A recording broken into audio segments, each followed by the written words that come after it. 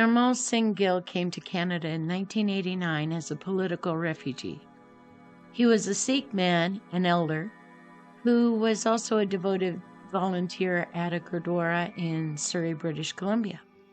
A Gurdwara is a Sikh temple where everyone is welcome, where free food is served, and where a community comes together, often to serve the larger community. It was one of Nirmal's jobs to come to the Gurdwara early each morning to prepare it for the day.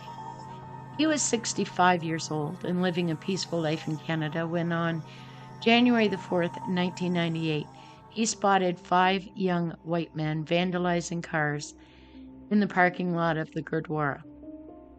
The 5 men were white supremacist, skinhead cowards, one of whom was kicked out of the Canadian Army at CFB Petawawa not 2 weeks before for theft. Not for the hate literature he held, but for theft. We'll talk a lot more about hate groups in the Canadian Army in future videos. For now, though, let's get back to these cowards.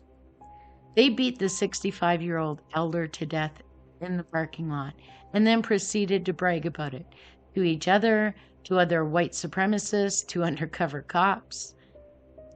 There was such a case built up against them that when it came time to face court, they just pleaded guilty to manslaughter, not murder, which it was, but manslaughter. They would try to argue that it wasn't a hate crime, but the tapes would say otherwise.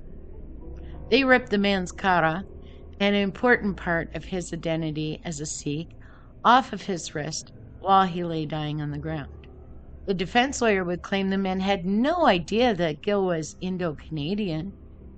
Mr. Gill wore a turban, a kirpan, and spoke to them with a Punjabi accent. Nobody was buying that. Nathan LeBlanc, this gray soldier and skinhead, would get 12 years. He wrote a letter to a Texas white supremacist praising the man. Lee Edward Nickel, white supremacist moron, would get 15 years on top of the 18 months he spent in jail waiting for sentencing. Robert Clutch, white power idiot, would get 15 years on top of the 18 months he spent in jail waiting for sentencing. Daniel Milozowski, a loser who dreamed of a white nation, would get 12 years. He would at least express some regret. However, he told an undercover cop that he was ready to kill again. He would also tell him that if he was arrested, his friends would blow up the biggest Gurdwara in BC.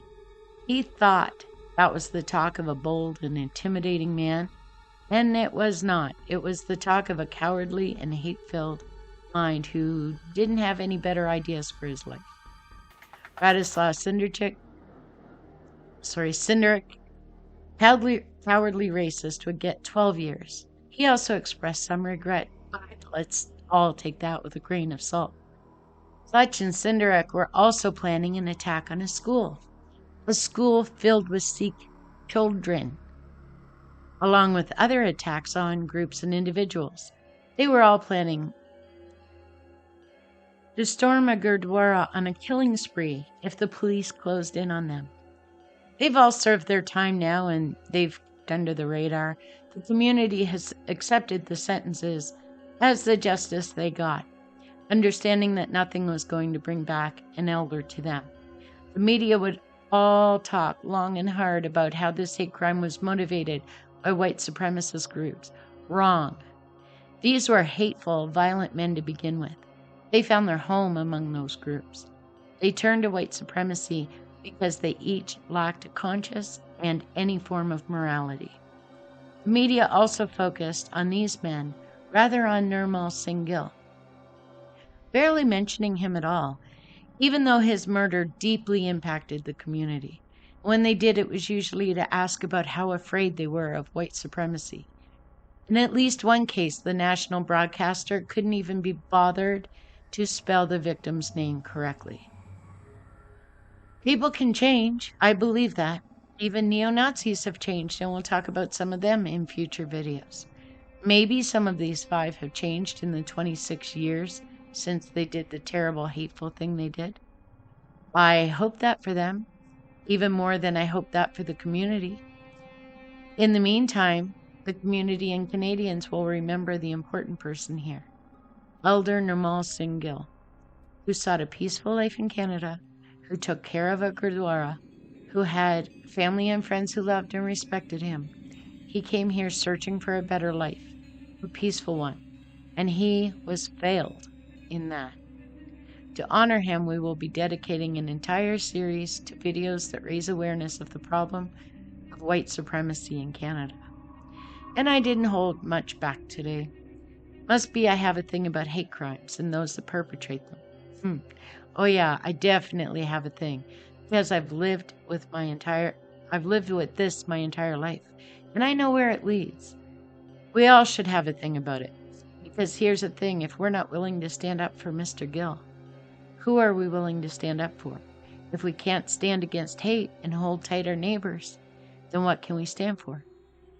Nirmal Singh Gill gave his life to stand up against a bunch of racists attempting to intimidate people at the temple by vandalizing their cars. Standing up is the least we owe him. Thank you for listening.